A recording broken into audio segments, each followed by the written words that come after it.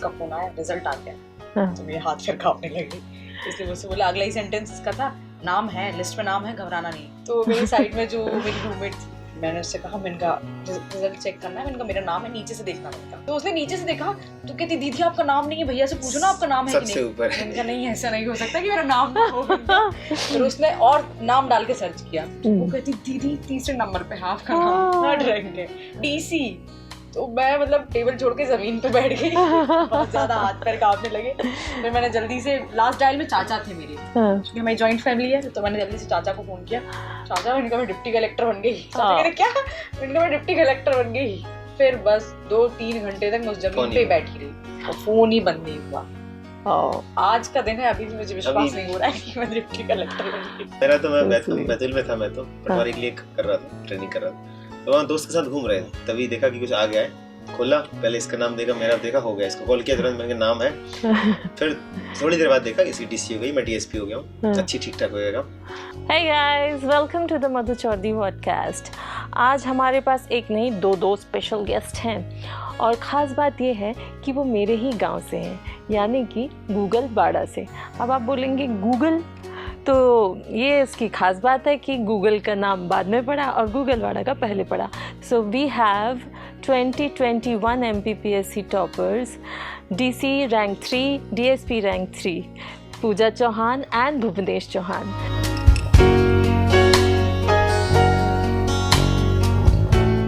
तो नमस्कार, आप दोनों का बहुत बहुत स्वागत है मेरे चैनल पर। कैसे हैं आप? बढ़िया बढ़िया। कैसा लग रहा है before clearing the exam and after clearing the exam? अभी तो ऐसा है कि 6 तारीख को रिजल्ट आया है, उसके बाद से चेंजेस बहुत हुए हैं, लेकिन अभी कुछ समझ नहीं आ रहा है कि क्या मिल गया है और क्या चला गया है। अच्छा, तो कुछ चला भी गया है? कुछ चला गया, दोपहर की नींद। ओके। पढ़ाई का टेंशन चला गया, पढ़ाई का टेंशन चला गया, किताबें कहाँ पढ़ी पता नहीं है। बाकी मिलना जुलना हो रहा है, गांव में गए, वहाँ पे लोगों ने स्वागत किया, आपने बुलाया, तो ये सब चल रहा है, तो अच्छा तो लग रहा है। हाँ, ओवरनाइट चेंजेस है। Overnight changes. ओके, तो आप दोनों साथ में ही प्रिपरेशन करते थे? हाँ जी, हमने जब से स्टार्ट किया है तब से इस एग्ज़ाम की प्रिपरेशन साथ में ही की है। अच्छा, तो जैसे कई बार लोग कहते हैं कि नहीं कंबाइंड स्टडी नहीं करना चाहिए, एकांत में स्टडी करना चाहिए, या कुछ लोग फेवर में रहते हैं कंबाइंड स्टडी के, तो आप दोनों को क्या अंतर लगता है कि कौन सा ज़्यादा बेटर होता है? मैम, बिहेवियर पे डिपेंड करता है, जिसको जैसी सहज लगे। जैसे हमारे साथ ये था कि हमारी ट्यूनिंग मैच हो गई थी, हमारे सोचने का तरीका, क्वेश्चन आंसर पे डिस्कस करने का, लिखने का, तो इसलिए हमें ज़्यादा बेहतर लगा, और शायद हो सकता है इसकी वजह से हमारी तैयारी भी अच्छी रही, और मेंस में लगभग मार्क्स भी सेम है, मेरे 805 है, इसके 802 हैं। अरे वाह, अरे वाह। मतलब एक दूसरे से बहुत ऑनेस्ट भी आप दोनों रहे होंगे अपनी प्रिपरेशन के दौरान, नहीं तो इतनी सिमिलैरिटीज नहीं हो पाती। जी, आप कुछ कह रहे थे? हमारी कॉपी देख के तो लोग यही बोलते थे कि आपने एक दूसरे का टिप के लिखा है, मतलब नकल करके लिखा है, आगे पीछे बैठी हो। अच्छा, ऐसा रहा। मॉक टेस्ट में। एक सी अप्रोचेस थी। दूसरा जो आपने कहा ग्रुप स्टडी या सिंगल स्टडी, तो अपना अपना कंफर्ट है, वो तो दोनों चीज़ें हो सकती हैं। कोई अकेले रह के अच्छा पढ़ाई कर पाता है, कोई 2-3 लोग ही अच्छे होके अच्छी पढ़ाई कर सकते हैं, तो इतना जनरलाइज नहीं कर सकते इसको। तो अपन हम लोगों का कंफर्ट ये था कि हम दोनों साथ में ज़्यादा ठीक थे, ज़्यादा बेहतर कर पाए, तो हमारे लिए ये सही था। ओके, तो आप लोगों ने आफ्टर ग्रेजुएशन ही डिसाइड किया कि नहीं सिविल सर्विसेज देना है, कि ग्रेजुएशन के साथ भी आप लोगों ने पढ़ाई किया? मतलब मैम, मोटिव तो पहले से ही था, स्कूल टाइम से ही था कि जाना सिविल सर्विसेज में ही है। उसके बाद ये रहा कि 12th के बाद इसीलिए बीए किया, क्योंकि लोगों ने कहा कि बीए से जो है वो ज़्यादा आसान हो जाती है राह, तो मैंने बीए किया। फिर उसके बाद एमए भी पब्लिक एडमिनिस्ट्रेशन में किया, ताकि कुछ फ़ायदा मिल सके एडमिनिस्ट्रेशन में। तो अप्रोच पहले से थी, लेकिन प्रिपेयर में ग्रेजुएशन के बाद ही किया। अच्छा, आपका भी सेम ही था? नहीं मैम, मेरा ऐसा था क्योंकि हमारे अपने गांव से काफ़ी पीसीएस ऑफिसर हैं, तो बचपन से एक था तो कि जाना है, लेकिन ऐसा क्लियर विज़न नहीं था कि ऐसा करना है वैसा करना है। तो 12th गांव से की पास मैंने, उसके बाद बीएससी कंप्यूटर साइंस ले लिया। उसके बारे में ज़्यादा आइडिया नहीं था, सब लोग ले रहे थे तो ले लिया। बाकी फिर बाद में कॉलेज के आखिरी साल में ये लगा कि पीएससी का की जाए, तो वहाँ से तैयारी शुरू की। फिर बाद में धीरे धीरे चीज़ें क्लियर हुई कि क्यों करना है पीएससी, ना कि केवल प्रेस्टीज के लिए जो भी। तो पढ़ने के दौरान चीज़ें फिर ज़्यादा रुझान आया, तो लास्ट ईयर से पढ़ना शुरू किया मैंने। तो कैसे आया ख्याल कि करना है, जैसे अभी आपने ये तो हमारे गांव में बड़ी लंबी परंपरा है इसकी। अच्छा, ये शुरू होती है श्री राजेंद्र चौधरी जी, आईपीएस रहे हैं। Thank you. आपके राजी हैं। और शैलेंद्र सिंह चौहान जी वर्तमान में डीसीपी भोपाल है, क्राइम ब्रांच। तो हमारे गांव में काफ़ी मैं आपको बताना चाहूँगा, काफ़ी पुलिस ऑफिसर रहे हैं। तो कांस्टेबल भी 7-8 हैं अभी वर्तमान में, 3 लोग टीआई हैं और पीएससी क्लियर है। जैसे अब मैं हाल में डीएसपी हो गया हूँ, तो ये परंपरा जा रही है। तो गांव में एक था कि नैरेटिव टाइप की चीज़ें बन जाती हैं कि पीएससी करेंगे, ऑफिसर बनेंगे। जो लोग आते थे, चाचा जी आते थे तो देखते थे उनको। तो एक गांव में था, हालांकि इतना क्लियर नहीं था कि पीएससी जाना ही है, जुनून है। वो बाद में आके हुआ यहाँ पे तैयारी के दौरान। तो ऐसा रहा। ओके, एंड आपको क्या इंस्पायर किया? मुझे इंस्पिरेशन मैम जैसे सीरियल्स देख के, और हुआ ये था कि मैं जब 7th क्लास में थी तब हमारे यहाँ से ऋतु चौहान जो है वो डेप्यूटी कलेक्टर बनी थी। तो तब से ये था कि मुझे भी ऐसे ही बनना है, ऐसे ही अधिकारी बनना है।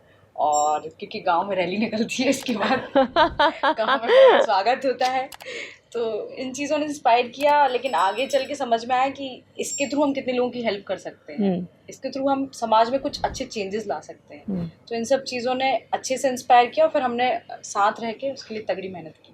ओके। मतलब छोटे ऑब्जेक्टिव के लिए लंबी तैयारी नहीं हो सकती, लंबी दौड़ नहीं हो सकती। आप स्टार्ट जरूर कर सकते हैं, लेकिन आपको एंड करना पड़ेगा किसी बड़े गोल को लेके। तो वो पीएससी के दौरान समझ में आया, जब सोशल प्रॉब्लम्स पड़ी, चीज़ें समझी, तो कुछ करने का थोड़ा सा आया, तो वो चीज़ हम सस्टेन कर पाए। बहुत खूब कहा आपने, बहुत खूब।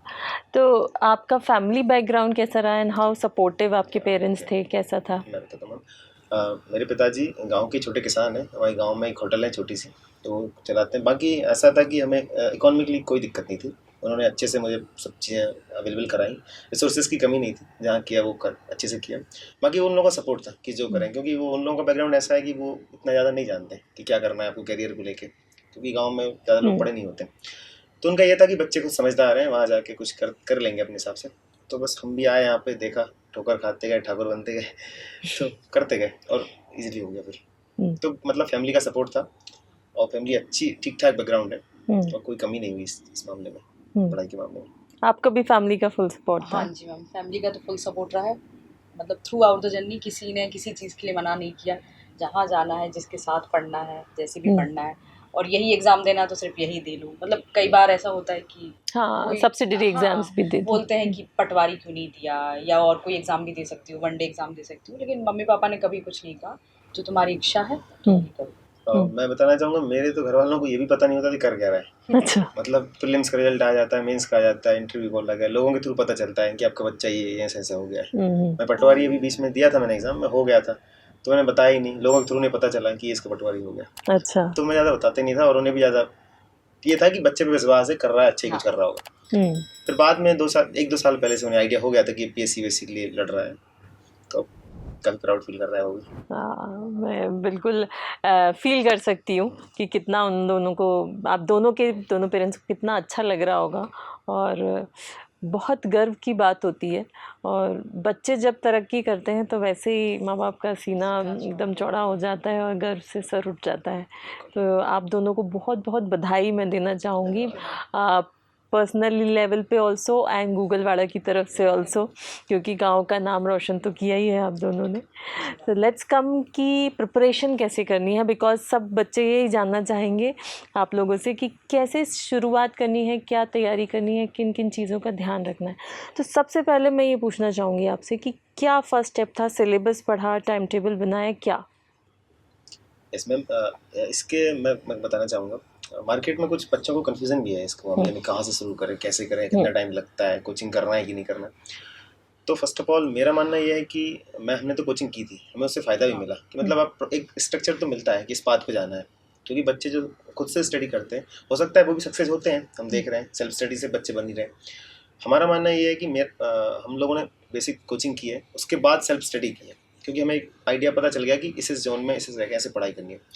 तो फिर उसके बाद जो चीज़ें जानकारी पता चली कि सिलेबस भी होता है, ये पहले से नहीं पता था। कोचिंग में गए तो सिलेबस भी होता है, इतने पेपर होते हैं, ऐसे लिखा जाता है, थोड़ा थोड़ा आइडिया लगा। उसके बाद फिर हमने सेल्फ जानना, एक्सप्लोर किया चीज़ों को। तो फिर हमने जो स्ट्रेटजी बनाई 20 के बाद से, MPPSC 2020 हमारा पहला अटेम्प्ट था, वो तो हमने ऐसे ही दे लिया, ज़्यादा आइडिया नहीं था। उसके बाद से फिर हमें टाइम मिल गया काफ़ी, कोविड के कारण डिले हो गए मेंस। उस दौरान फिर हमने प्रॉपर सिलेबस निकलवाया, उसकी कंटेंट तलाश किए और फिर चीज़ों को बढ़ाया। मेंस आंसर राइटिंग करी, टाइम लगा के बढ़िया, टाइम टू टाइम। चूँकि टाइम था तो बुक्स वगैरह अच्छे से रीड की, 2-2 बार रीड की, NCERTs का सहारा लिया, स्टैंडर्ड बुक्स का सहारा लिया, फिर खुद के नोट्स प्रिपेयर किए। और हमारे मेंटर भी थे, ऐसे बहुत सारे लोग हमारे मेंटर थे, हम जुड़े हुए थे काफ़ी लोगों से, टाइम टू टाइम करते रहे। अब मैं बताना चाहूँगा आपके भाई देवेंद्र भैया, उल्लू भैया, उन लोग को भी हमारे मेंटर रहे हैं, उन्हें भी काफ़ी कुछ बताया। वो तो मेरे से 2-3 साल से लगातार कह रहे हैं कि डीएसपी बनेगा, डीएसपी बनेगा। तो बाकी टीचर्स लोग थे हमारे, काफ़ी सपोर्टिव लोग थे, तो उनके जरिए चीज़ें पता चलती गई। और फिर हमने भी जब एक्सप्लोर किया, आजकल तो रिसोर्सेज ऑनलाइन काफ़ी सारे हैं, हर चीज़ आपको अच्छा, मैं आप लोगों से एकदम स्टेप बाय स्टेप पूछना चाहती हूँ, बिकॉज बच्चों को बहुत कन्फ्यूजन होता है।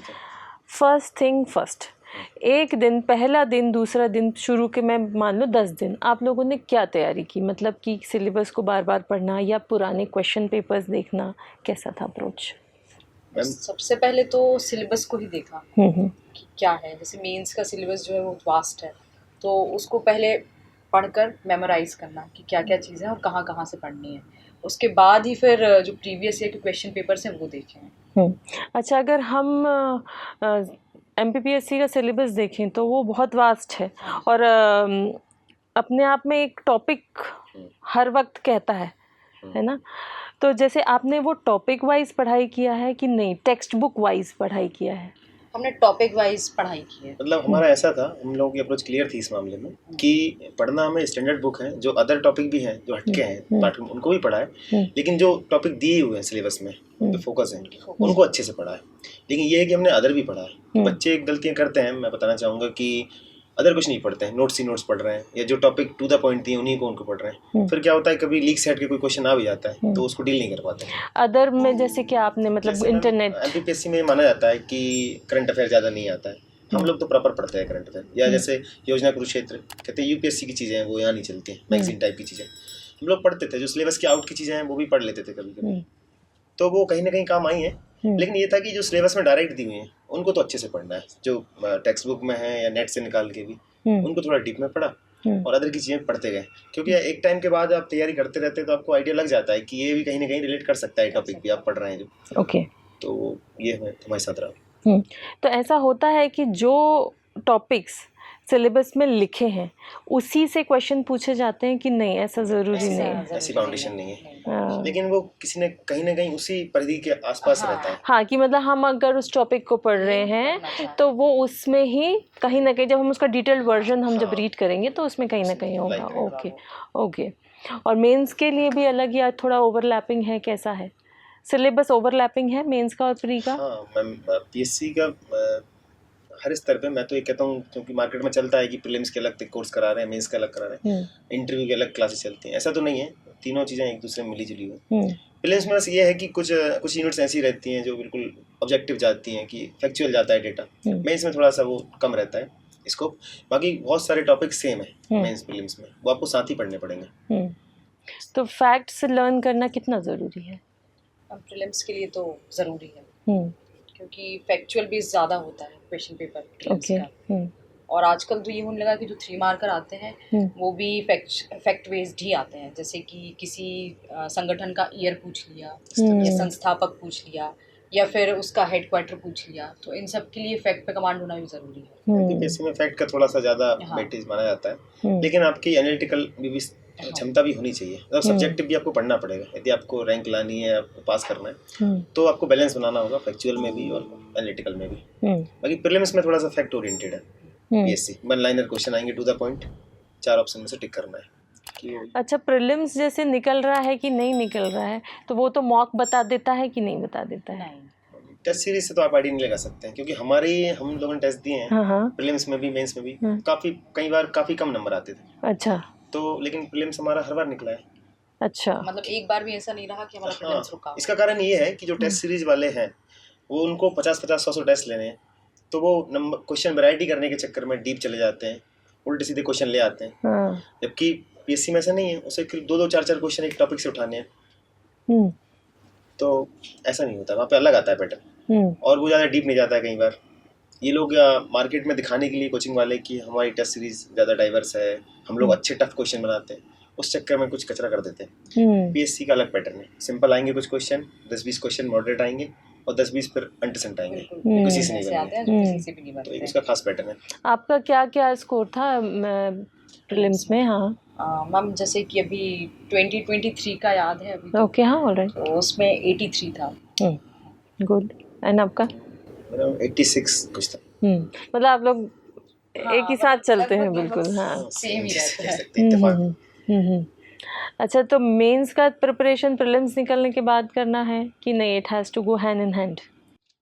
मैम वैसे तो साल भर तैयारी हमने साथ की है, लेकिन यदि प्रीलिम्स आ गया है तो फिर 40 से 50 दिन प्रीलिम्स को दे दिए मेंस साइड रख के, और उसके बाद फिर मेंस ओरिएंटेड हो गए। लेकिन जो साल भर की जर्नी रही उसमें तो साथ पढ़ना है, और मेनली मेंस पे ज़्यादा फोकस किया है, क्योंकि प्रीलिम्स का ऐसा रहता है चीज़ें जो रटने वाली हैं वो भूल जाएंगे आप, भूल जाएंगे। वो लास्ट मोमेंट पे आपको बार बार रीड करना पड़ेगा। तो प्रीलिम्स को तो हमने लास्ट में 40-50 दिन दिए हैं, साल भर हमने मेंस पे ज़्यादा फोकस किया है। मतलब आंसर राइटिंग प्रैक्टिस भी किया है साथ में? तो कितने, मतलब कितना प्रैक्टिस कर लिया होगा? मतलब या तो आप मुझे मंथ वाइज बता सकते हैं, या हमने इतने आंसर्स तो लिख दिए होंगे अप्रॉक्स, जितना भी आपको याद आ रहा है, कि कितने आंसर्स लिखे होने चाहिए एक एवरेज स्टूडेंट ने उसको क्वालिफाई करने के लिए? अलग अलग हो सकता है, देखिए एक्सेप्शन हो सकता है। कई लोग बोलते हैं भैया मैं तो सारी कोचिंग के टेस्ट सीरीज लिखे हैं। जैसे मैं एक जानता हूँ, मेरे एक भाई है, उनने लगभग इंदौर की सारी कोचिंग से बड़ी नामी है, टेस्ट लिख चुके हैं, उसके बाद उनका कॉल नहीं आया इस बार। और हमारा इस बार जो हम रैंक लाए हैं, उस साल हमने कोई सी भी टेस्ट सीरीज ज्वाइन नहीं की थी। अच्छा। केवल हाँ, इंटरव्यू था हमारा, मतलब लास्ट ईयर की बात है ये, 3 मई को इंटरव्यू था, उसके बाद शायद 28 मई को प्रीलिम्स था, 22 वाला, और फिर उसके बाद 17 जुलाई से मेंस मतलब था, टाइम नहीं तो मिला उतना था। टाइम नहीं मिला। और वैसे भी हम कोचिंग नहीं गए थे, फिर हमने देख लिया था कोचिंग में भी एक थोड़ा अलग व्यापार टाइप का चल रहा है कि देते जा रहे हैं और वो एवरेज मार्किंग करते जा रहे हैं। हम लोग ऐसा था कि हम आपस में लिखते थे कि रोज 10-20 क्वेश्चन निकाल लिए, और क्योंकि मुझे लगता है रेगुलर लिखना इसलिए काम का है, वो फ्लो खराब नहीं होता, आपको सेंटेंस मेकिंग आने लगती है धीरे-धीरे। तो मतलब रेगुलर आपने कितना बोला, 20 क्वेश्चंस डेली? ऐसा तो फिक्स नहीं है, कई बार नहीं भी लिखा है। ओके। लेकिन ऐसा था कि हमने मेंस लिखना पहले दिन से स्टार्ट नहीं किया है, पहले काफी पढ़ा है, खूब पढ़ा है, इतना पढ़ा है कि उस लिखने की स्थिति में आ जाए, अच्छा लिखने की स्थिति में। लिख तो कुछ भी सकते हैं, तो हमने लेट लिखाई शुरू की है, लेकिन लिखा फिर प्रॉपर है। हर दिन ऐसा कि 15 से 20 क्वेश्चन कर लिए, कभी नहीं भी किए, हफ्ते भर भी नहीं किए। लेकिन ये था कि जो लास्ट टाइम पे मेंस आ जाता था, तो उस टाइम पे तो हमने लिखा है, क्योंकि उसी फ्लो में हम मेंस दिले, टाइमिंग थोड़ा सा लगा के भी लिखा है। तो ये, और बाकी कुछ लोग कहते हैं कि ज़्यादा करना चाहिए टेस्ट, हद से देना चाहिए, कुछ कहते हैं उसके बिना भी काम हो जाता है। लेकिन बैलेंस अप्रोच हर जगह लगती है, मतलब आपको लिखना तो पड़ेगा, मेंस तो करना तो पड़ेगा प्रॉपर, क्योंकि स्पीड की भी दिक्कत होती है और शब्दों की भी दिक्कत होगी अगर आप नहीं लिखेंगे तो, क्योंकि वहाँ जाके आपको 6 दिन लगातार लिखना है। तो पहले पेपर में तो ऐसा होता है, अगर आप लिखते नहीं गए हैं तो आपको शब्द कम पड़ जाते हैं, कैसे लिखें क्या लिखें, तो इसलिए प्रैक्टिस तो ज़रूरी है। मतलब आदमी फिर ऐसे लिखता है सरल वाक्यों में, आता है जाता है, इस टाइप का भद्दा लगता है वो। यदि आप रेगुलर लिख रहे हैं तो आप कॉम्प्लेक्स सेंटेंस लिखेंगे, तो वो मैच्योरिटी आ जाती है आपके लेखन में। तो ये सब रहा, तो ऐसे तैयारी की हमने तो। ओके। और प्रीलिम्स का भी कितने आपने टेस्ट पेपर लगाए होंगे?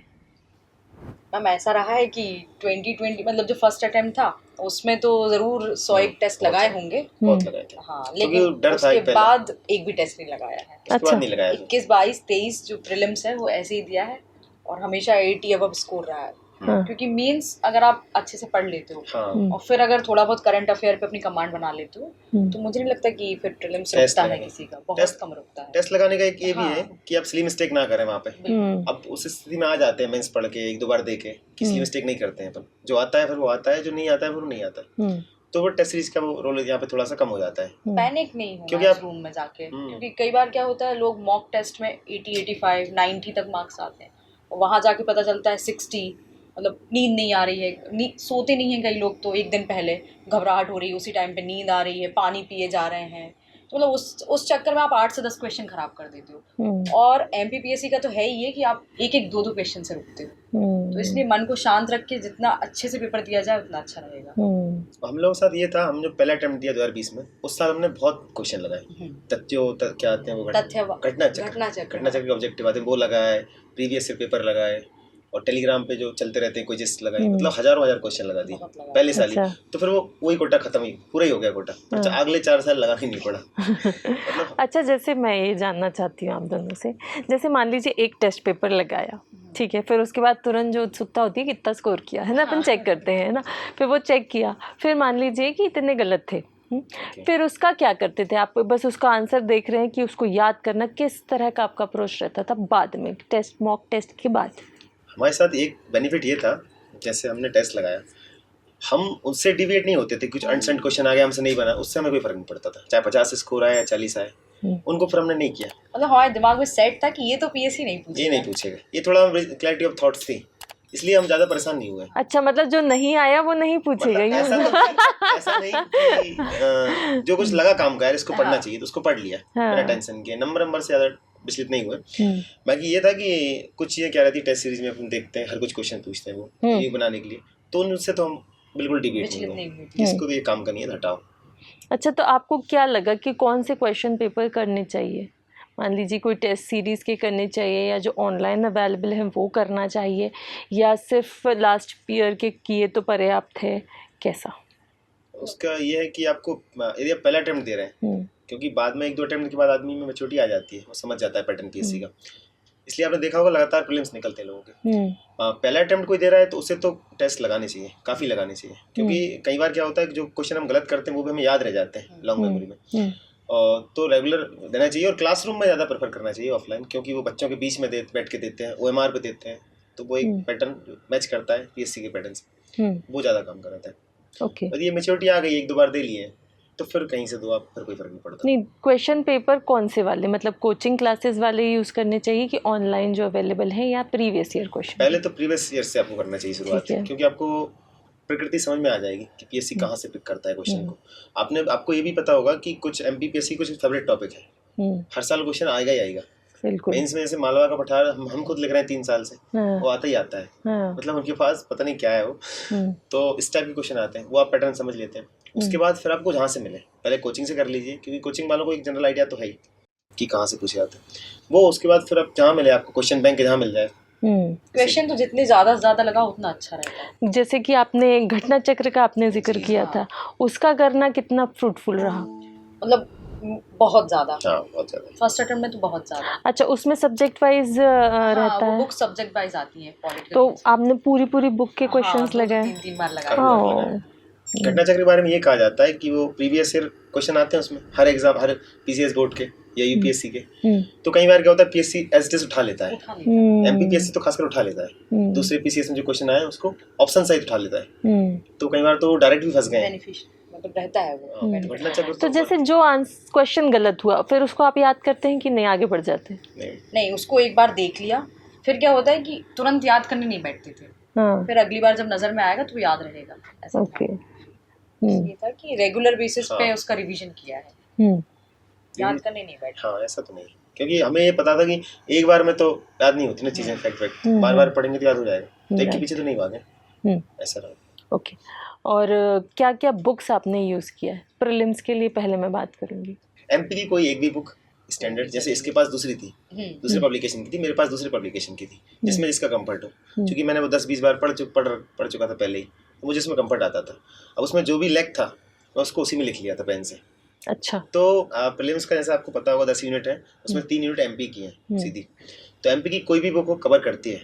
एमपी के जो सरल प्रश्न आते हैं 35 से 40 प्रश्न होते हैं, उसमें से 30 प्रश्न लगभग सारी किताबों से फंस जाते हैं, बाकी 10 प्रश्न वो किसी से नहीं फंसते हैं, तो उसके लिए तो कोई आपको बेस्ट सोर्स ऐसी कोई चीज़ नहीं है। बाकी मार्केट में आते हैं कुछ नोट्स यूनिट अलग से जो आती हैं, जैसे स्टैंडर्ड बुक से मैच नहीं करता है, जैसे लास्ट टाइम जो सिलेबस था 2020 वाला, उसमें एक यूनिट 10 थी, उसमें संवैधानिक आयोग वगैरह, उन वैधानिक आयोग जो हैं, कमीशन जो रहते हैं, जैसे बाल अधिकार आयोग, महिला आयोग, वो 16-17 आयोग थे, उसके लिए मार्केट में एप्लीकेशन कई सारे लोग निकालते हैं, तो किसी से कोई सा उठा लीजिए। और बाकी हमने स्टैंडर्ड बुक जैसे पॉलिटी में जो चलता है, लक्ष्मीकांत है, भूगोल में चलती है महेश बंडवाल, हमने पढ़ी है, तो स्टैंडर्ड बुक को ज़्यादा स्पेक्ट्रम पढ़ी है। हाँ। और एमपी के लिए आपने कौन सी आपने कौन सी और आपने कौन सी? मैंने तथ्यवाद पढ़ी है। अच्छा, और आपने?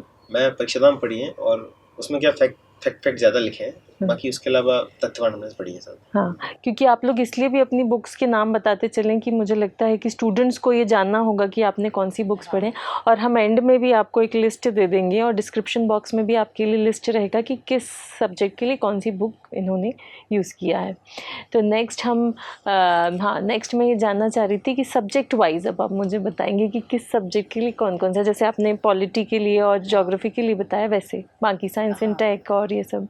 तो साइंस के लिए मैम ये था कि 9th-10th की पहले तो एनसीईआरटी पढ़ी थी, उसके बाद हमने दृष्टि की बुकलेट ली थी, दृष्टि पब्लिकेशन पे थोड़ा हमारा ज़्यादा भरोसा था। यूपीएससी की कोचिंग है दृष्टि, आप जानते होंगे। उनका थोड़ा कंटेंट भले कम ज़्यादा हो लेकिन प्रामाणिक रहता था, कंफ्यूजन नहीं था, कंट्राडिक्ट नहीं था। तो दृष्टि को हमने बेस बनाया। बाकी जो प्रामाणिक बुक अलग चलती हैं, जैसे पॉलिटिकल एम लक्ष्मीकांत है, हिस्ट्री में मैम हमने स्पेक्ट्रम पढ़ी थी मॉडर्न के लिए, और जो एंशिएंट और मिडाइवल के लिए एनसीईआरटीज पढ़ी थी। तो ये हम सिर्फ प्रीलिम्स की बात कर रहे हैं अभी? मैम मेंस भी। अच्छा, मतलब प्रीलिम्स एक्सक्लूसिव आपने क्या पढ़ा? मैम लूसेंट है, उसके लिए एक जनरल लूसेंट चलती है। कभी लूसेंट इसने दूसरी पढ़ी थी, कौन सी थी? मैंने लूसेंट नहीं पढ़ी, मैंने बुक पढ़ी भी नहीं, ये फैक्चुअल। मैंने एनसीईआरटीज वगैरह पढ़ी थी और फिर डायरेक्ट मैंने जो है वो घटना चक्र लगाई थी। अच्छा, मतलब अगर मैं जो बात करूं कि प्रीलिम्स में मतलब सिर्फ घटना चक्र लगाना पर्याप्त है? मेरे हिसाब से तो नहीं। ओके, उससे तो नहीं होगा। मतलब घटना चक्र प्लस लूसेंट। हाँ, जैसे मैं आपको बता देता हूँ लाइन से। एमपी की 3 यूनिट आती हैं 10 यूनिट में से, उसको 3 यूनिट एमपी किसी भी किताब से कवर हो जाती है। किसी भी पब्लिकेशन की हो, कितनी घटिया से घटिया किताब हो, उससे भी कवर हो जाएगा। तो एमपी की एक किताब होगी।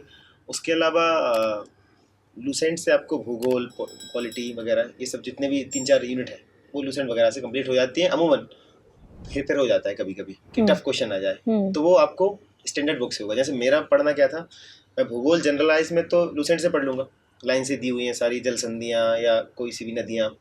लेकिन फिर भी मैं दृष्टि की पब्लिकेशन की क्विक बुक्स पढ़ता था, चाहे वो पॉलिटी के लिए हो, चाहे वो भूगोल के लिए हो, क्योंकि उसमें ठीक कंटेंट मुझे लगता था। बाकी लोगों के अलग अलग सोर्स हो सकते हैं, हर रास्ते से मंजिल मिल सकती है, एक ही पैटर्न नहीं हो सकता है। क्योंकि पेपर कठिन नहीं आता है, कुल मिला बात ये इसलिए हो जाता है। कई लोग सिर्फ टेस्ट लगा के भी निकाल लेते हैं। अच्छा, और मुझे लगता है एमपीपीएससी में बुक लिस्ट का ज़्यादा वो लोगों बच्चों को कन्फ्यूज़न नहीं है कि कहाँ से पढ़ना है, कैसे फंसेगा। क्योंकि फंसाने का दावा तो कोई नहीं कर सकता है, कोई पब्लिकेशन की हमारे यहाँ से आएगा। क्योंकि मैं एक बहुत ज़्यादा कॉन्ट्रडिक्शन आप दोनों में ये चीज़ का देख रही हूँ, क्योंकि कई लोगों से मैंने ऐसे सुना है कि यार अगर प्री निकालना है तो लूसेंट पढ़ो, है ना, और अगर जिसने लूसेंट नहीं पढ़ी उसका प्री नहीं निकल सकता। तो यहाँ पे दोनों ही बातें कि आपने लूसेंट पढ़ा है और आपने लूसेंट नहीं पढ़ा है, लेकिन प्री दोनों का ही निकला है। तो ये एक मिसकंसेप्शन हम यहाँ पे क्लियर कर रहे हैं कि ऐसा नहीं है कि लूसेंट ही पढ़ा। मुझे तो मतलब आज तक नहीं लगी लूसेंट पढ़ना चाहिए। ओके, और मेंस के लिए कैसा क्या बुक्स का आपने यूज़ किया? मेंस में फिर ये घटना चक्र और दृष्टि ये यूज़ नहीं आएंगी? दृष्टि पब्लिकेशन की बुक्स तो हमने ली थी। अच्छा, मतलब वो थ्योरी दृष्टि में मेंस अलग है और प्रीलिम्स अलग है? ओके, अच्छा, उसके लिए आ जाती है उसकी कुछ बुक्स। बाकी वो क्विक बुक करके एक सीरीज है उसकी, वो जनरली प्रीलिम्स मेंस दोनों के लिए। अच्छा, हाँ, तो उसकी किताबें उनको हमने प्रेफर करा है। बाकी हम नेट का बहुत सारा लिया है, नोट्स खुद के बनाए हैं, नेट का बहुत सारा लिया। टॉपिक क्लियर नहीं है उसका, यूट्यूब देख लिया किसी का अच्छे चैनल का। बाकी ऐसा रहता है, जैसे एमपीपीएससी का आप सिलेबस देखेंगे मेंस का, कुछ टॉपिक ऐसे हैं जो बुक्स में नहीं मिलते हैं, स्टैंडर्ड बुक्स में नहीं मिलते हैं, वो आपको एनसीईआरटी से उठाने पड़ेंगे या नेट पे कोई आर्टिकल मिल जाए। तो ऐसे ऐसे करके हमने हमारे नोट्स कंप्लीट किए पहले तो 2020 के बाद। अच्छा, तो नोट्स पढ़े। ओके, नोट्स बनाना कितना ज़रूरी है? मतलब नोट्स नहीं बना के सिर्फ बुक्स ही बार बार पढ़ा तो? नोट्स तो नितांत जरूरी है, क्योंकि लास्ट टाइम में रिवीजन के लिए नोट्स बहुत आवश्यक होते हैं। क्योंकि 6 दिन कंटिन्यूस पेपर होते हैं। आप आज फर्स्ट पेपर दे के आए हो, 2:30-3 बज गए आपको आते आते घर, उसके बाद अगले पेपर की तैयारी के लिए आप बुक नहीं देख सकते ना, बहुत वास्ट होता है। एक पेपर में 2-2 3-3 सब्जेक्ट्स होते हैं, तो उसके लिए मेरा मानना है कि शॉर्ट नोट्स बहुत जरूरी है। शॉर्ट नोट्स भी ऐसे कि जो आपको याद नहीं है, जो टॉपिक जो जरूरी है, जो भूल रहे हैं आप उन्हीं को, बाकी जो बचपन से याद है उनके लिए कोई नोट्स नहीं बनाना चाहिए। ओके, तो नोट्स पहली बार में ही बनाना चाहिए कि second, third, fourth, fifth reading कब? When is the right time? कम से कम 2 रीडिंग। हाँ, 2 रीडिंग पहले बुक्स आपको पढ़नी चाहिए। पहले नोट्स बनाना पहले दिन से फ्रूटफुल नहीं रहेगा। पहले आप बुक पढ़ लें, फिर आप 2 बार पढ़ेंगे तो आपको समझ में आ जाएगा कि ये टॉपिक लिखने लायक है, नोट्स में लिखने लायक है। कई बार क्या होता है, बच्चे नोट्स बनाने के चक्कर में बुक ही बना लेते हैं। हाँ, बुक छाप लेते हैं, बल्कि ज़्यादा मोटी हो जाती है। तो कितना परसेंट होना चाहिए? अपनी क्षमता है। जैसे हम लोग क्या करते थे, मेरे थोड़े नोट्स ज़्यादा रहते थे, इसके बिल्कुल मेरे बहुत निमोनिक टाइप के। जैसे मैं चाहता था कि कुछ कीवर्ड भी याद कर लूँ, कुछ एक आध अच्छी सी लाइन भी, फ्रेज भी याद हो जाए लिखने में। इसका था कि वो फ्रेज दिमाग में रहेगा, निमोनिक याद आ जाए। तो अलग अलग हो सकता है, वो तो वेरी करेगा अपनी अपनी कैपेसिटी पे, अपनी अपनी क्षमताओं पे।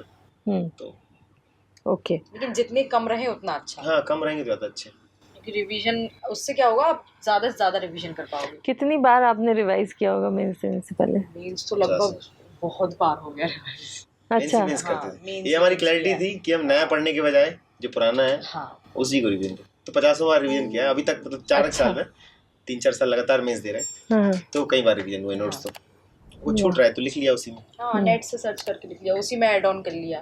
बाकी ये नहीं था कि उन पे कभी भरोसा हटा हो कि अब बिल्कुल नई किताब हाँ, खरीदनी ये है, नहीं नए था। नोट्स बनाने हैं। जैसे हमारा 20 में सिलेक्शन नहीं हुआ, लोगों ने बोला पता नहीं क्या लिख के आए हैं, मतलब इंटरव्यू के लिए कॉल आया, फाइनल नहीं हुआ। हाँ। फाइनल नहीं हुआ। लेकिन हमारा ये था कि नहीं, इसी में थोड़ा बहुत और ऐड ऑन करना है और इन्हीं पे भरोसा रखना है। मतलब कोचिंग के नोट्स तो कभी नहीं खरीदे हमने, कभी नहीं करेंगे। मार्केट में चलते हैं कुछ 1-2 कोचिंग के बहुत नोट्स चलते हैं, 2-3 कोचिंग्स के, हम्म, वो तो नहीं खरीदे। और लेकिन उनको पढ़ के भी सिलेक्शन हो रहा है, ऐसा कुछ नहीं है, लेकिन हमारी रुचि नहीं थी उसमें तो नहीं लिया हमने। तो जब आप आंसर राइटिंग कर रहे थे प्रैक्टिस, तो जो आपके नोट्स होते थे आप उन्हीं का आंसर राइटिंग करते रहे होंगे? मतलब कि हमने जो नोट्स में लिखा है वो हमने सारे पॉइंट्स कवर किए कि नहीं, ऐसा होता है? नहीं मैम, आंसर राइटिंग के लिए तो हमने क्वेश्चन बाद में तो हमने खुद से लिखना शुरू किया, क्वेश्चन एनसीईआरटी से उठा लिए, यहाँ से उठा लिए। पहले हमने 1-2 जगह टेस्ट सीरीज दी हुई है, हाँ हाँ। तो टेस्ट सीरीज के हिसाब से लिखा।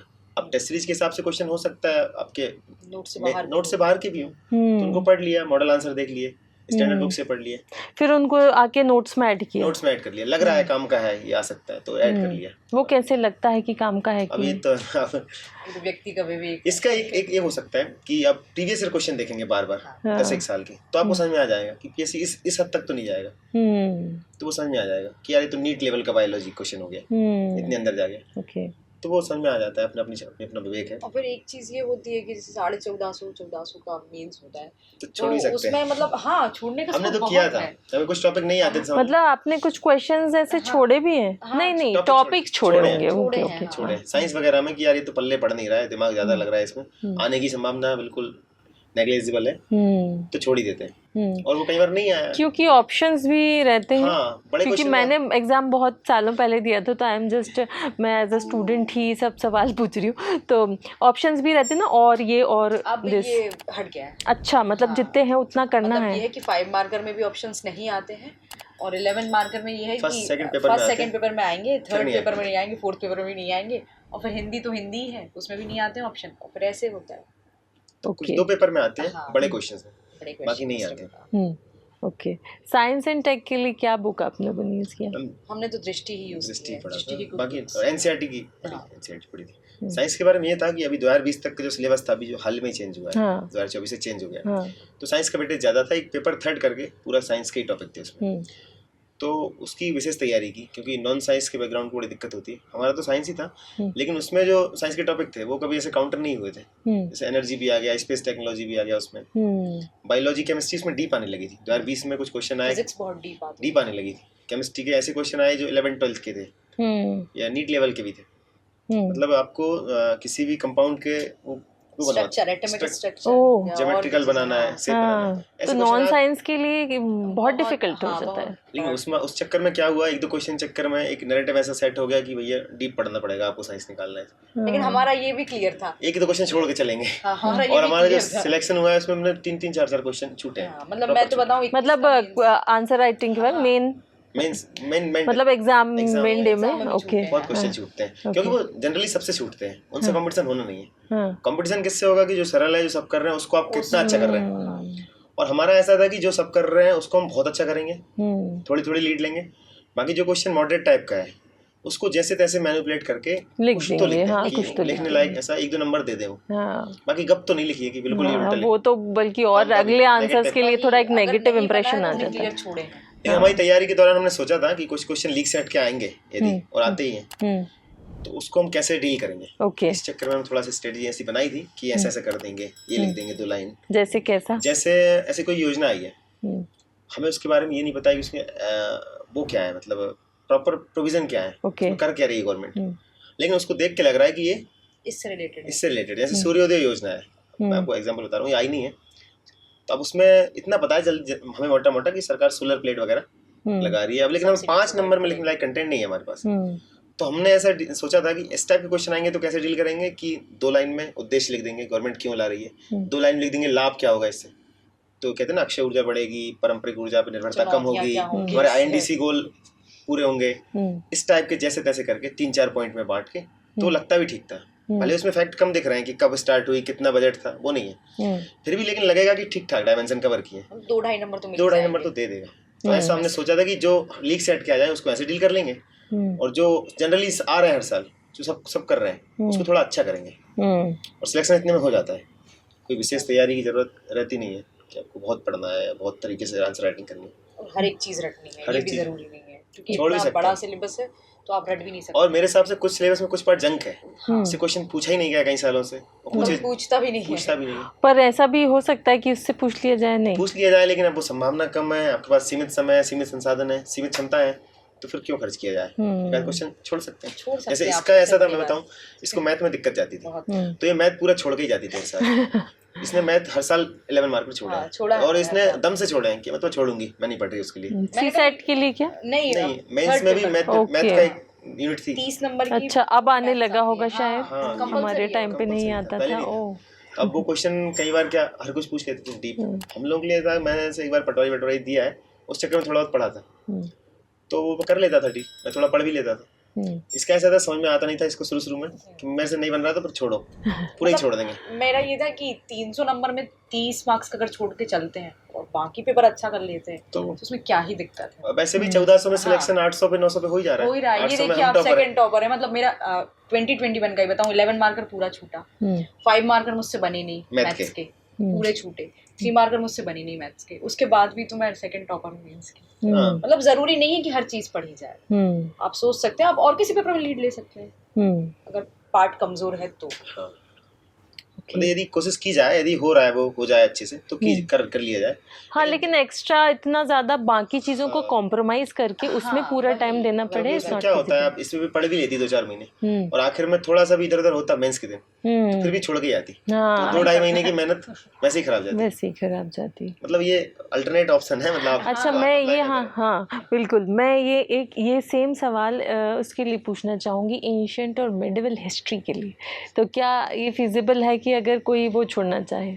मैम इसका भी बताना चाहूँगा, एंशिएंट चूंकि बहुत वास्ट है, कई सोर्स से पढ़े आपको नई चीजें मिलेंगी, लेकिन आप पीएससी का पैटर्न देखेंगे तो 4-5 डायनेस्टी हैं, मतलब मौर्य हैं, प्री वैदिक है, वैदिक है, उसी से क्वेश्चन आता है। अच्छा। एक क्वेश्चन हड़प्पन सिविलाइजेशन से हर साल आ जाएगा, वो भी क्या आएगा, मोटा मोटा जो चलता है कि वो उसका नगरीय नियोजन कैसा था, अर्बन प्लानिंग जो उसकी, तो उसको ज़्यादा तैयार करें। तो एंशिएंट में मिडाइवल में आपको खास ध्यान रखना है, जो चीज़ें बार बार पूछी जा रही हैं उसी पे आपको फोकस लेना है। यदि ट्रेंड बदल रहा है उसको भी आप थोड़ा नज़र में रखें कि यार पीएससी ऐसे पूछने लगा है आजकल, उसको भी नज़र में रखें। बाकी आप सोचें हिस्ट्री पूरा पढ़ पाएंगे तो आप नहीं कर पाएंगे, कर भी पाएंगे तो भूल जाएंगे। हम जैसे 2 साल से क्या ऑब्जर्व कर रहे हैं कि जो हिस्ट्री है उसमें मतलब ये हो रहा है कि अब जो छोटे छोटे साम्राज्य थे उन पे पीएससी ज्यादा फोकस करने लगा है। पहले ये था कि मुगल गुप्त और मौर्य, सल्तनत काल में 3 था, 3 या 4 उसके पास फेवरेट टॉपिक थे, इन चारों में से आएगा। लेकिन अब ये है कि अब शिवाजी पे ज्यादा फोकस है उनका।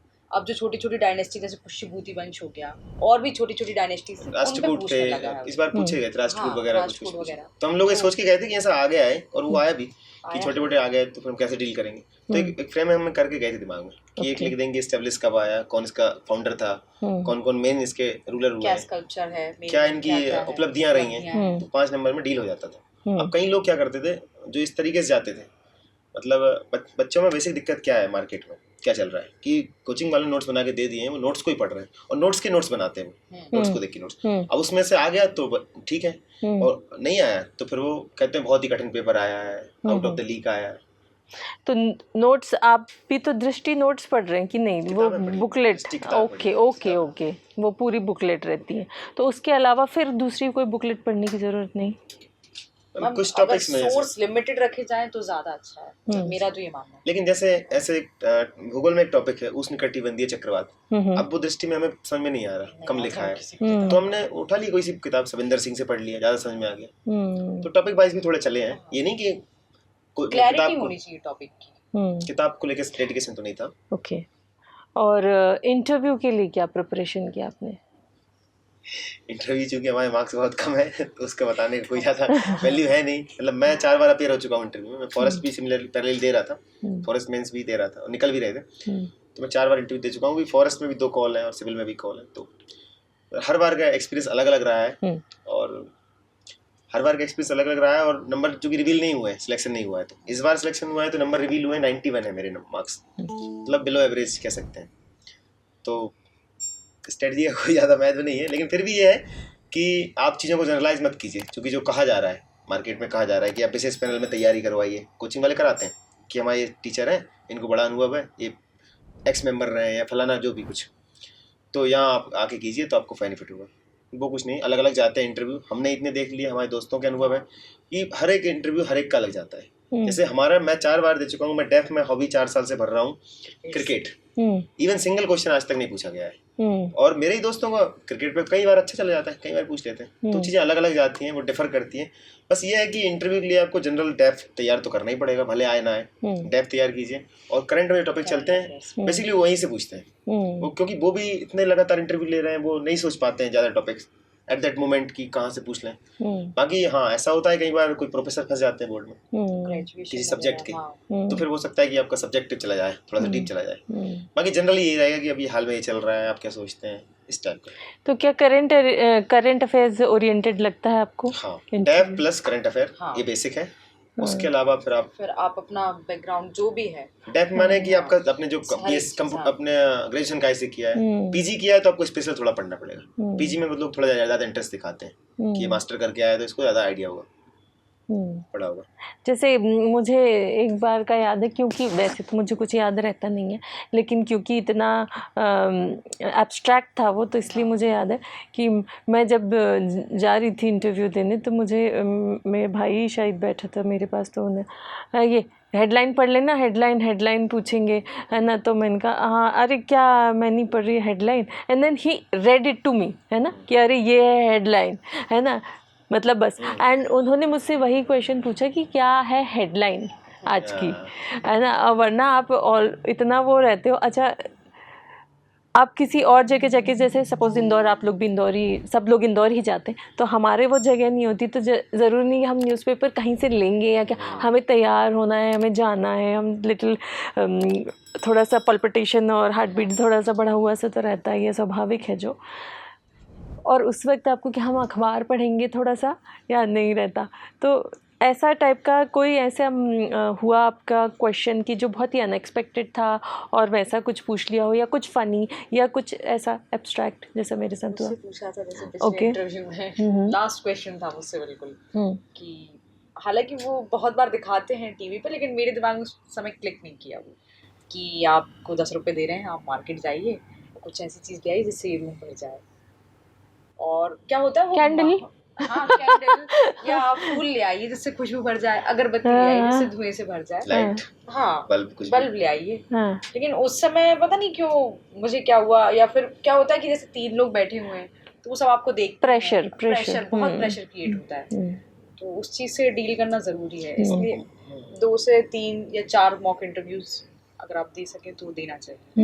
मेरे इंटरव्यू हर बार सामान जैसे गए, ऐसा प्रेशर नहीं किया है। एक बार जरूर हुआ था कि जो गौतम सर का बोर्ड था, उनका बड़ा माना जाता है कि वो थोड़ा सा बच्चों को चेक करते हैं अच्छे से। तो उन्होंने मेरे से पूछा था कि ये पेंसिल दिख रही है तुम्हें, इसमें तुम्हें क्या फिजिक्स दिख रही है। अच्छा। ट्रेडिशनल क्वेश्चन है, शायद आपको पता होगा, पहले भी चलता था कि सर पूछते हैं, तो मैं तो उसको पढ़ के गया था, बता दिया। बाकी तो जनरल रहता है, मतलब 4 बार इसने भी दिया, मैंने दिया, तो हर बार हमने यही देखा कि जनरल आप जाइए, परिचय करेंगे, वो काउंटर क्वेश्चन नहीं करते ज़्यादा। किसी का चला जाए ऐसा कि वो दबाव डाल रहे हैं, अब ऐसा नहीं होता। पहले हमने सुना था कि कुछ बोर्ड ऐसे थे, हाँ, जो एकदम ड्रिल करते थे। अभी तो हम देख रहे हैं 2 साल 3 साल से कि यार आइए, बढ़िया कंफर्ट होइए, पानी पिए, बताइए बेटा। अब वो उसी प्रक्रिया में कैसे जज करते हैं, वो उनकी प्रोसेस रहती होगी, लेकिन ऐसा बच्चों को परेशान नहीं करते। हाँ, न्यूज़पेपर का जरूर है क्योंकि वो पूछते हैं न्यूज़पेपर से। अभी 2-3 साल से तो रेगुलर पूछ रहे हैं, जैसे रोज ही पूछे। मेरे से पूछा एक बार इंटरव्यू में कि अब आज क्या पढ़ के आए, मैंने सर आज ये पढ़ के आया मैं सुबह ये इसका। तो वहाँ पे बच्चे सब ले भी जाते हैं क्योंकि वो 2 घंटे 3 घंटे सबको मिल जाते हैं। सुबह 9 बजे बुला लेते हैं, 11 साढ़े 11 से स्टार्ट होता है इंटरव्यू, तो सब शेयर करके हेडिंग तो देख ही लेते हैं। तो यदि कोई बड़ी घटना रही है एंड टाइम पीछे, तो उसके चांसेस थोड़े ज़्यादा रहते हैं। ओके। और कई बार ऐसा भी होगा एक क्वेश्चन ना पूछे आपके न्यूज़ से, हाँ, कुछ भी पूछ लें, क्योंकि वो तो पर्सन वेरी करेगा। वो इंटरव्यू लिए तो कोई खास स्ट्रेटजी नहीं है, बस ये है कि डेफ आप तैयार कर लीजिए, आपकी हॉबी तैयार कर लीजिए, आपके सब्जेक्ट तैयार कर लीजिए, और करंट अफेयर पढ़ते रहिए। बाकी फिर माया है, वो क्या ही पूछ सकते हैं। हॉबीज के ऊपर क्या क्वेश्चन पूछा था उससे? तो मतलब मेरा तो ऐसा रहा है कि 2 बार इंटरव्यू रहा है, तो दोनों ही बार हॉबीज पे ज़्यादा क्वेश्चन रहे। अच्छा। क्योंकि मेरी हॉबी थी अपने परिवार के साथ तीर्थ स्थलों पर जाना। ओके। तो मतलब 2020 के इंटरव्यू में भी पूछे थे कहाँ कहाँ गई हैं आप, कैसा क्या लगा है आपको, और फिर चूँकि मैंने बनारस का नाम लिया तो फिर बनारस से रिलेटेड क्वेश्चन था एक कि जापान और कौन सी बनारस, मतलब जापान की कौन सी सिटी और बनारस में सिमिलैरिटीज़ है और उसके पीछे कारण क्या है। तो वो तो ऐसा था कि एक मॉक इंटरव्यू में मैंने पता नहीं कैसे काउंटर हो गया था वो क्वेश्चन, तो जैसा मैंने सुना था वैसे ही आंसर दे दिया और वो सेटिस्फाई हो गए ऐसा। और अभी जैसे राम मंदिर का ज़्यादा मुद्दा था तो राम मंदिर रिलेटेड ज़्यादा क्वेश्चन थे। अच्छा, तो ऐसे हॉबीज से अच्छे क्वेश्चन रहे। मेरी हॉबी जनरल हॉबी थी क्रिकेट, जो चूंकि नेशनल हॉबी है, हर कोई का लगता ही है, तो उससे क्वेश्चन वो मुझे लगता है थोड़े से उबाऊ रहते हैं कि वो नहीं पूछते जनरली। और क्रिकेट से क्वेश्चन पूछने के लिए जो बोर्ड है उसने भी थोड़ा एक्सपर्टाइज होना चाहिए, तभी वो इतना होना चाहिए कि बच्चों को ड्रिल करेंगे, हाँ, ट्रिक करें। हाँ। वो जनरल तो बच्चा बता ही देगा, जनरल हॉबी तो भर रहा है तो उसको आता ही होगा। तो मेरे से 4 बार हॉबीज नहीं पूछा गया। एक बार म्यूजिक भी मैंने डाला हुआ है, 2 बार की म्यूजिक सुनना, सुगम संगीत सुनना, तो उन्हें नहीं पूछा। अच्छा, बल्कि मुझसे मेरा भी, मैंने सिंगिंग किया था हॉबी में, तो उन्होंने मुझे ज़रूर बोला था कि आप गाना सुना के जाइए हमें जाते जाते। तो मैंने कहा वाह, मैंने कहा शुरू से सुन लेते, मैं सुनाती रहती। तो कई बार आपको मतलब मैं ये स्टूडेंट्स को बताना चाहूँगी कि जो हॉबी एक्चुअली में अपना नेचुरल रखें, ताकि जिससे कोई भी क्वेश्चन आए आप भले वो कुछ भी हॉबी हो, कोई बहुत ज़रूरी नहीं बहुत फैंसी स्टाइलिश या कुछ ऐसा हॉबी हो, वट एवर इट इज़, उसी को रखेंगे तो उसके लिए प्रिपेयर नहीं करना पड़ेगा।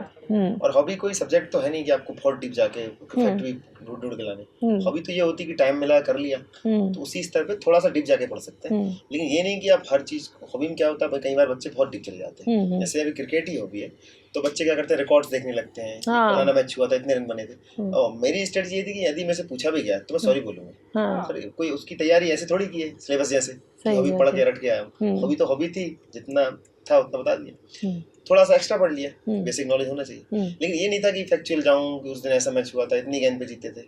वो तो ट्रिक करने के लिए हो सकता है पूछ भी ले आपसे कि 1983 में तब जीता था तो कौन सा ओवर चल रहा था, पूछ लेते हैं कई बच्चों से। आप सॉरी बोल सकते हो, उससे क्या ही जज होगा कि आप इंटरव्यू के लिए है लायक नहीं है।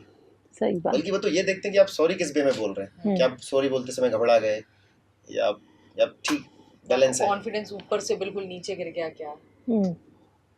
तो ऐसी दिक्कत है। ऐसा है हॉबी का, ऐसा वो वेरी करेगा पूरी। मैं तो ये कहूँगा कंक्लूड करते हुए, पूरी तैयारी वेरी करेगी हर आदमी की, और हर आदमी को यूनिक होना भी चाहिए।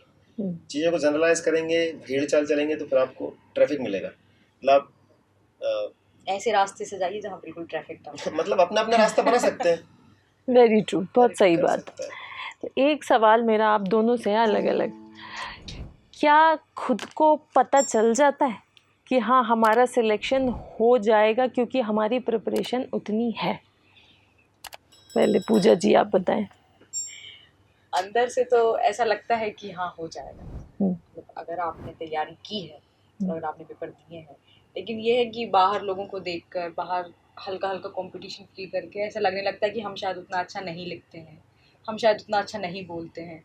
तो हो सकता है कि थोड़ा सा कॉन्फिडेंस गिरे, लेकिन व्यक्ति को अंदर से पता होना चाहिए कि अगर उसने किया है इस चीज़ को तो डेफिनेटली वो उससे पार पा जाएगा। सेम मेरा भी ऐसा ही है कि अंदर से तो लगता था कर लेंगे, क्योंकि मैं पुराने क्वेश्चन देखे हैं, लिख के आए हैं, और लोगों से भी देखे हैं, सब वही करके आते हैं। तो लगता था कि सिलेबस हो ही जाएगा वो तो। अब पोस्ट का नहीं पता था कि रैंक लग जाएगी हमारी, ये तो हमें आज भी बिलीव नहीं हो रहा है कैसे लगे, क्योंकि जनरल लिख के आए हैं, बिल्कुल बहुत जनरल लिख के आए हैं। ऐसा नहीं कोई बहुत विशेष, हाँ विशेश कोई तामझाम नहीं। जैसे कहा जाता है मेंस में कि डायग्राम बनाने हैं, आपको मैप बनाने हैं, टू द पॉइंट लिखना है, थोड़ी सी लिखावट अच्छी होनी चाहिए, ये सब हमारे साथ नहीं था। तो आपने डायग्राम मैप ये नहीं बनाया? बहुत कम, मतलब हम लोग की प्रैक्टिस ऐसी थी, डायग्राम मैप की ज़्यादा थी नहीं, डिस्क्रिप्टिव ज़्यादा लिखते थे, तो डायग्राम ज़्यादा बनाते नहीं थे। इवन सिंगल डायग्राम नहीं बना होगा पूरे उसमें। मतलब ये है कि ज्योग्राफी वगैरह में होगा शायद मैप, बाकी हर कहीं लाइन वाइन खींचने में हमने ज्यादा जोर नहीं दिया है। हमारा जोर इस चीज पे था कि कंटेंट में अच्छा हो। कई लोग डायग्राम बना के भी टॉपर आ जाएंगे, वो भी हो सकता है। मतलब मेरा ये थोड़ा सा स्ट्रेटजी यहाँ पे डिफरेंट था, because I was always into diagrams, flow charts और ये वो। मुझे लगता था कि अगर मेरा पेपर नहीं हुआ तो मैं क्या करूँगी, तो फिर मैं पूरा आंसर को सिर्फ एक डायग्राम में बना दूंगी या मैं मैप में बता दूंगी, है ना। टाइम मैनेजमेंट के लिए कर सकते हैं, स्पीड की दिक्कत नहीं थी, हम टाइम हमेशा बचा लेते थे हम पेपर में 2-5 मिनट। तो वो ऐसा नहीं आया, लेकिन ऐसा करते हैं लोग, को करना भी चाहिए। यदि आपके पास टाइम कम है, आपको ज़्यादा लिखना है, तो आप फ्लो चार्ट बना के उसको समझा सकते हैं। तो एग्जामिनर कंसिडर तो कर जाएगा कि इसको पता सब था, शायद उसको रह गया होगा टाइम की वजह से। या वो दोनों ही चीज़ें अच्छी हैं, बट अगर हमने फ्लो चार्ट बनाए तो वो एक ही बार में देखने को समझ में आता है। मतलब ऐसा मेरा ये नहीं था कि मुझे कम लिखने का कुछ है, but then what I believe कि यदि एग्जामिनर को थोड़ा देख के ही वो सारी चीज़ें मिल गई जो उसे स्टेटमेंट में चाहिए, उसी चीज़ का तो स्टेटमेंट हम बनाते हैं, तो वैसा। हालांकि दोनों ही अप्रोच मेरे हिसाब से अपनी अपनी जगह अच्छा है। सोचना पड़ता था, जैसे आपका नेचुरल निकलता होगा कि अब डायग्राम बना देते हैं, हो जाएगा। हमारा ये था कि अब एक काम करो, 4 क्वेश्चन हो गए, एक डायग्राम तो बना ही दे, कम से कम कॉपी थोड़ी सी तो दिखेगी इसने कुछ बनाया है। ओके, हाँ, की पॉइंट आप दिखा सकते हो, की पॉइंट लिख रहे हैं तो उसका तो बेनिफिट है ही है, क्योंकि एग्जामिनर भी आपको पढ़ना नहीं चाहता, हमने ऐसा सुना है। उसको इतना टाइम फुर्सत नहीं है, इतना इंटरेस्ट नहीं है, सेम कॉपी पढ़ के। मतलब मेरा जो अगर कोई कॉपी देख लेता था ना, तो उसको ऐसे लगेगा कि पूरा चित्रकारी ही की हुई है, बिकॉज मुझे आंसर के रूप में पहले कुछ एक डायग्राम ही आता था दिमाग में। अच्छा, मैं इसको ऐसा बना दूंगी, अभी ऐसे मजा आ जाएगा। अभी लेकिन क्या होने लगा है, जैसा एक नैरेटिव सेट हो गया है, बनाना है, तो बच्चे पर अननेसेसरी बना रहे हैं। जैसे एक क्वेश्चन हमने टेस्ट सीरीज में देखा है कि मुगलों की धार्मिक नीति पूछी है। अब बच्चा क्या कर रहा है, मुगलों की धार्मिक नीति में मुगल एम्पायर का वो बना रहा है कि ये गलत हो गया है।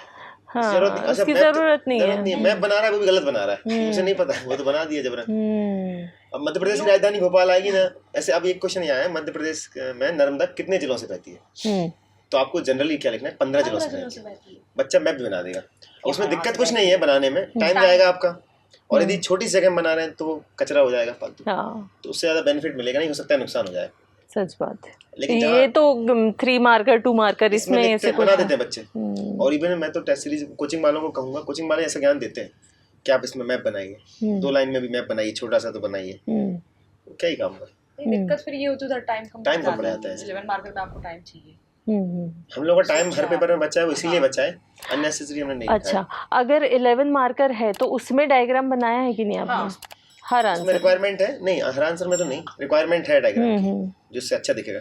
डायग्राम हमने ऐसे बनाया, मैं आपको और थोड़ा सा एम्फसाइज करूं कि जैसे कोई क्वेश्चन है, उसमें हमने 3-4 चीजें दी, जैसे मान लीजिए लोक अदालत है, लोक अदालत की परिभाषा लिखिए, इसका महत्व, विशेषताएं और लाभ बताइए, ऐसा बताइए। अब तो हमने लोक अदालत लिख दी, विशेषताएं, लाभ, महत्व सब बता दिया, लेकिन हम चाहते हैं कि इसकी कमियां बताते चले थोड़ी सी, थोड़ा सा और डाइवर्स हो जाएगा, लेकिन वो प्रश्न की डिमांड नहीं है, हमें लग रहा है बता दें, तो फिर हम डायग्राम बना के 3-4 पॉइंट, उसको वो नहीं किया, फोकस नहीं किया, उस पर नजर चली जाए, मतलब बच्चे को पता है, लेकिन जरूरत नहीं थी, इसलिए उसमें पेज नहीं भरा, उसका पेज खराब नहीं किया, थोड़ा सा कहीं बना के कि हाँ ये कमियां भी हो सकती है, सुधार, संभावित सुधार ये हो सकते हैं लोक अदालत में। कई बार क्या होता है, जैसे एथिक्स में जो है, जैसे 20 नंबर का क्वेश्चन आ रहा है और 2 ही पेज होते हैं, आपको लिखनी बहुत सारी चीजें होती है, आप पूरा सेंटेंस बना के नहीं लिख सकते कि आप अपनी बात पहुंचा नहीं पाएंगे उस तक, तो उसमें फिर डायग्राम यूजफुल रहता है। डायग्राम, चीजें ज्यादा पता है, क्योंकि आपको अगर ज्यादा चीजें पता है तो फिर आप छोटे छोटे डायग्राम्स के थ्रू ज्यादा चीजें बता सकते हैं उसको, तो उसमें तो मैंने किया है। हाँ, कहने का सेंस यही है, यदि आपके पास कंटेंट अच्छा है, क्वालिटेटिव कंटेंट है, तो आप कंटेंट डिलीवर करने में फोकस रखिए, चाहे वो डायग्राम के थ्रू हो या पैराग्राफ के थ्रू हो या पॉइंट्स के थ्रू हो, जिस तरीके से जाए। और नहीं है तो फिर आप मैनिपुलेशन करते रहिए, कुछ भी डायग्राम बना के या जबरन का खींच खांच के। तो ये हमारी स्ट्रेटजी थी। तो मतलब स्ट्रैटेजी उसकी भी बनाए जिसका आंसर नहीं आता है, वो ज्यादा इम्पोर्टेंट है, जिसका आता है वो तो आप लिख ही देंगे। ये हमने देखा, ये हमने देखा अभी लास्ट की मेंस में एक क्वेश्चन आ गया कि रुपए की परिवर्तनीयता से आप क्या समझते हैं। अब बच्चे हम बाहर आके देख रहे हैं, हाहाकार मचा रहे हैं कि कहाँ से आ गया, कि तो अभी पढ़ाई नहीं है, बहुत टफ इकोनॉमी आ गई, एकेडमिक लेवल की आ गई, जबकि वो जनरल था, बेसिक था, इसलिए नहीं पढ़ा क्योंकि आज तक आ नहीं रहे थे। सिलेबस में ये दिया है आरबीआई के काम, मौद्रिक नीति, मॉनेटरी पॉलिसी, बच्चे उसी को पढ़ के चले जाते थे। अब एक बार उसने थोड़ा सा हटके पूछ लिया तो हाहाकार मच गया, जबकि कहानी क्या है, कठिन क्या है, जो नहीं पढ़ा है, जो नहीं पता है वो कठिन है, जिसको पता है उसके लिए कठिन नहीं था, हम लोगों के लिए तो सरल था, हमने बाहर आके होता है कि हमने करा है। अब लोग पूछ रहे हैं आपने सोर्स क्या पढ़ते हैं, आपने कहाँ से पढ़ा है, जबकि हर किताब में लिखा हुआ है। तो ये अप्रोचेस का खेल है, बस बाकी कुछ नहीं है। तो घर वालों का कैसा रिएक्शन था वो मुझे बताएं, आप दोनों अलग अलग। घर वाले तो मतलब बहुत बहुत ही खुश हैं, अभी तक नींद नहीं आ रही उन लोगों को अभी भी। और ऐसा था, जिस दिन रिजल्ट आया, खाने की टेबल पे थी मैं, इसका फोन आया, रिजल्ट आ गया, तो मेरे हाथ पैर कांपने लगे, इसलिए मुझसे बोला, अगला ही सेंटेंस इसका था, नाम है लिस्ट में, नाम है, घबराना नहीं। ठीक है। अब इसने ये नहीं देखा था कि क्या है, कौन सी रैंक Post मिली है, क्या मिली, मैंने पोस्ट पीडीएफ में मिली। सर्च किया, स्पेलिंग डाल के, तो दोनों के नाम तो हैं, कुछ ना कुछ तो मिला है। हाँ, तो मेरी साइड में जो मेरी रूममेट थी, मैंने उससे कहा, मैंने कहा रिजल्ट चेक करना है, मैंने कहा मेरा नाम है, नीचे से देखना। मैंने उसको ऐसे ही हाथ किया, नीचे से देखना कुछ तो मिला होगा। तो उसने नीचे से देखा, तो कहती दीदी आपका नाम नहीं है, भैया से पूछो ना आपका नाम है कि सबसे नहीं। ऊपर है। मैंने कहा नहीं, ऐसा नहीं हो सकता कि मेरा नाम ना हो। फिर उसने और नाम डाल के सर्च किया, वो कहती दीदी तीसरे नंबर पे है आपका नाम, 3rd रैंक है, डीसी। तो मैं मतलब टेबल छोड़ के ज़मीन पे बैठ गई, बहुत ज़्यादा हाथ पैर कांपने लगे। फिर मैंने जल्दी से, लास्ट डायल में चाचा थे मेरे, हाँ। क्योंकि हमारी जॉइंट फैमिली है, तो मैंने जल्दी से चाचा को फ़ोन किया, चाचा इनका मैं डिप्टी कलेक्टर बन गई। चाचा कहते क्या, इनका मैं डिप्टी कलेक्टर बन गई। फिर बस 2-3 घंटे तक मैं उस जमीन पे बैठी रही और फ़ोन ही बंद नहीं हुआ। आज का दिन है, अभी भी मुझे विश्वास नहीं हो रहा है कि मैं डिप्टी कलेक्टर बन गई। So sweet, so sweet. मेरा तो मैं So sweet. बैतूल में था, मैं तो पटवारी के लिए कर रहा था, ट्रेनिंग कर रहा था। तो वहाँ दोस्त के साथ घूम रहे थे, तभी देखा कि कुछ आ गया है, खोला, पहले इसका नाम देखा, मेरा देखा, हो गया, इसको कॉल किया तुरंत, मैंने कहा नाम है। फिर थोड़ी देर बाद देखा इसकी डीसी हो गई, मैं डीएसपी हो गया हूँ, अच्छी ठीक ठाक हो गया। फिर तो फिर उस टाइम से कुछ सोच पाते, रिएक्ट कर पाते, उससे पहले धड़ाधड़ फोन आ रहे थे। तो फोन ऐसे लगे कि 12-2 बजे तक वो फोन चले, 9 बजे से। तो फिर वो फील ही नहीं कर पाया, मैं तो घर से बाहर था, तो मुझे तो लगा ही नहीं कुछ हो गया है। बाकी अभी गाँव में आके देखा, तब लग रहा है कुछ कर लिया है मैंने, कुछ बड़ा कर लिया है। लोग जिस तरीके से एक्साइटेड है, तो अब लग रहा है कि मम्मी पापा ने क्या कहा? मम्मी पापा को तो बहुत प्राउड है, और उनको तो मतलब ऐसा था कि वो कहते नहीं थे, जाहिर नहीं करते थे, लेकिन उनको अंदर से पता था कि ये करेंगे, उम्मीदें तो थी उनकी, तो वो बहुत खुश है, संतुष्ट है वो तो। चलिए, आप दोनों को बहुत बहुत बधाई हमारी तरफ से, हमारी टीम की तरफ से, द मधु चौधरी पॉडकास्ट की तरफ से, और बहुत सारी आप दोनों को शुभकामनाएं कि आपका आगे जीवन बहुत अच्छा हो, सुकून भरा हो, मज़ेदार हो, ग्लैमरस हो, है ना, और खूब आगे बढ़ें, खूब उन्नति करें। मेरी दिल से आप लोगों के लिए दुआ है, और खूब खुश रहें। Thank you for coming to my show. Thank you. तो फ्रेंड्स, देखा आपने, थोड़ी सी मेहनत भी ज़्यादा बड़ा सक्सेस दे सकती है, लेकिन इसका मतलब ये नहीं कि मेहनत थोड़ी सी है, मेहनत तो पूरी ही है। आपको हम पूरा बुक लिस्ट और इन्होंने क्या स्ट्रैटेजी अपनाई है वो हम आपको डिस्क्रिप्शन बॉक्स में ज़रूर प्रोवाइड करेंगे, और यदि आपके कोई क्वेश्चंस है जो आप इनसे डायरेक्ट पूछना चाहते हैं, वो भी आप मेरे कमेंट बॉक्स में दे सकते हैं, जिनका आंसर यही करेंगे दो। तो all the best for your exams, so keep watching and stay tuned to the Madhu Chaudhary podcast. Bye bye.